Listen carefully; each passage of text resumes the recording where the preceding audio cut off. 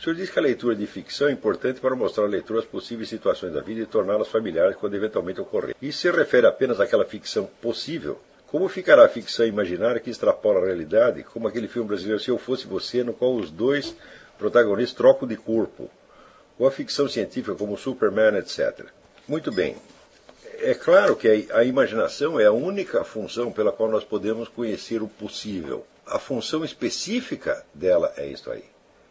Acontece, vamos dizer, que a especulação do possível nem sempre se dá sob a forma, vamos dizer, da reprodução exata das imagens literais que expressam o possível. Pode se expressar através de símbolos que o condensem.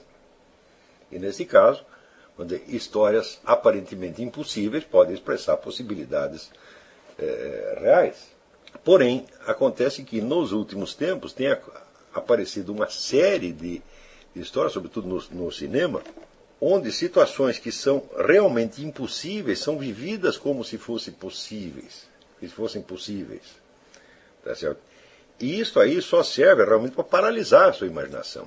Né? Quer dizer, você está entrando na esfera, vamos dizer, de hipóteses tão rebuscadas que você raciocinar sobre elas é realmente uma perda de tempo. Por exemplo, quando tem a história do Exterminador do Futuro, quer dizer, o sujeito que retorna ao passado para modificar retroativamente o seu próprio futuro. Tá certo? Quer dizer, você pode usar isso como uma especulação em torno do problema da responsabilidade. Quer dizer, que se você, em tais ou quais situações, pudesse ter agido de maneira diferente, o que teria acontecido? Porque se essas histórias são usadas neste sentido, então podem até funcionar.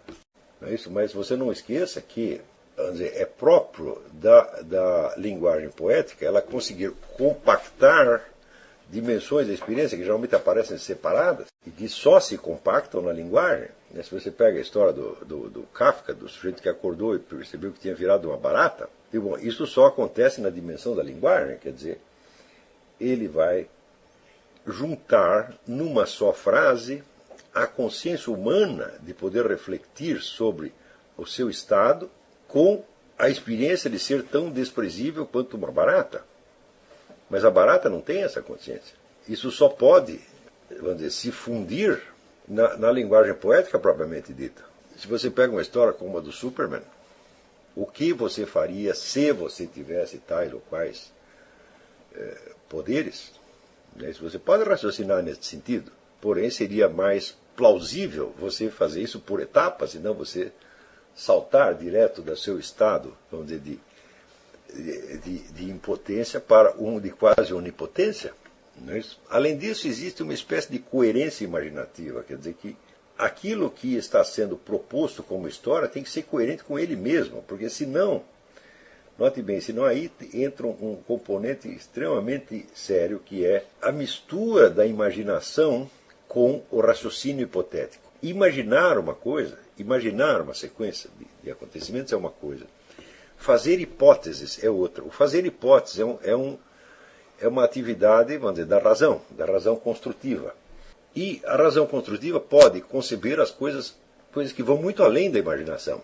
Por exemplo, você, em matemática, você consegue lidar, vamos dizer, com unidades que são inimagináveis. Por exemplo, você põe um n elevado a 235. Você pode raciocinar sobre isso, mas você não pode imaginar isso concretamente. Ora, a imaginação, ela trata do mundo da experiência concreta, da experiência real. Seja imaginada de acordo com a memória, ou seja, como as experiências foram vividas mesmo, seja compondo e misturando, como faz, por exemplo, o Kafka, misturando o negócio da autoconsciência humana com o estado de barata. Tá certo? Porém, quando a imaginação ela começa a ser serva do raciocínio hipotético, ela perde vida, ela começa a ficar uma coisa artificiosa apenas. E se você se acostuma com essa linguagem artificiosa, você perde a sua capacidade expressiva. E é melhor que você use a imaginação tal como ela aparece ou no seu mundo da memória, ou como ela aparece nos seus sonhos. Porque a imaginação, quando ela mistura coisas diferentes, ela mistura de tal maneira que ela consegue expressar compactamente coisas que estão muito afastadas entre si, mas cuja junção faz sentido. Como no exemplo da barata que eu estou dando.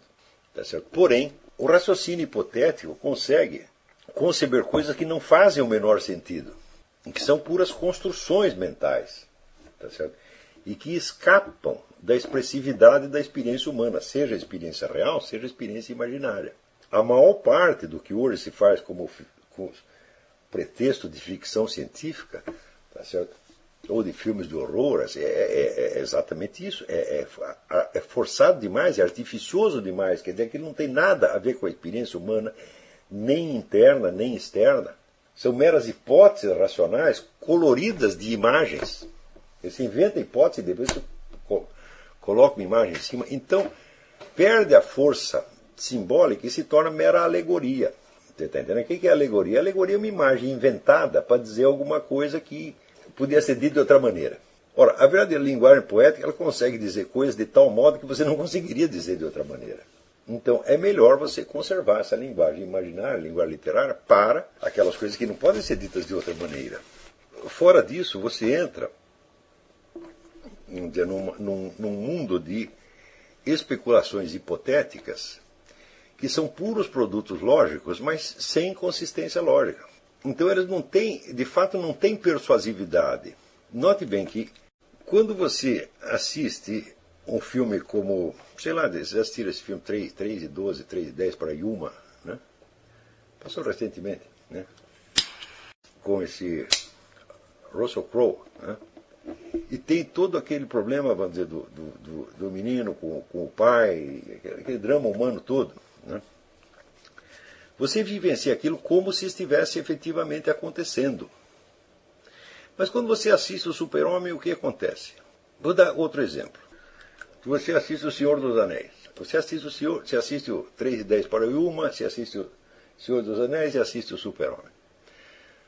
No primeiro caso, você está vivenciando como se fosse um drama real.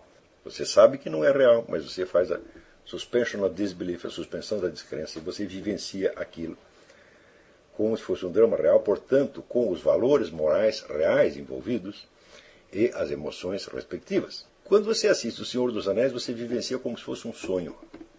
E o Super-Homem? Ele não pode ser um sonho porque ele parte de uma premissa logicamente inventada e não de um símbolo que pudesse aparecer num sonho. O Super-Homem, vamos dizer, tal como ele aparece na história, com aqueles poderes específicos, né, e aquelas limitações específicas, ele é logicamente definido como uma hipótese. Ele não é um elemento de sonho, ele não é um elemento onírico. Ele não é imaginário, ele é hipotético. Então, o que você está fazendo ali é transitar dentro do mundo das hipóteses idiotas. E o que você está fazendo é perder o seu tempo. Agora, isso não se refere a todas as histórias de ficção científica. Né? Por exemplo, eu assisti um filme, muito tempo atrás, um filme de um cineasta russo, um filme chamado Solaris. Solaris era um planeta onde de repente apareciam pessoas do nada. Elas apareciam, depois elas desapareciam. E com o tempo você vai vendo o seguinte, que o planeta ele é como se fosse um cérebro gigante que ele transforma em pessoas reais as pessoas que você imagina. Então, se o sujeito está pensando na mulher dele, que ficou no planeta Terra, aparece a mulher. Só que não é a mulher, é uma imagem criada pelo... Eu digo, bom, isto não é uma hipótese, esta confusão entre o imaginário e o real é própria do imaginário. Quer dizer, ele está expressando aquele verso do Heinrich Heine, eu sou a ação dos teus pensamentos. Então, este é um símbolo que tem uma força tremenda. Está compreendendo? Então, o melhor é você, como é que se diz? Não vicie a sua imaginação com jogos idiotas. Né? Tenta ficar ou no mundo do que você imagina como real, do que você concebe como real, como realmente possível, no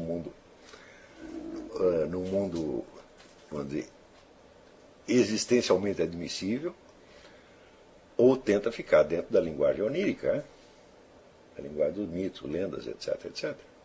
Você vê que quando a imaginação está muito logicamente estruturada, tem treta aí no meio. Né? Porque é próprio da linguagem onírica e da linguagem dos mitos, tá certo? A transformação dos símbolos, eles estão continuamente se transformando em outras coisas, e mudando, e mudando, e mudando. Tá certo? Quando você vê uma coisa como o Super-Homem, que tem a regra do jogo é imutável, então aquilo é realmente um jogo. não é o imaginário humano. Né? Quer dizer, o sujeito inventou uma regra de jogo e em seguida a preencheu de imagens. Então você tem o direito de perguntar, mas por que eu devo jogar esse seu jogo? O que eu vou ganhar com isso?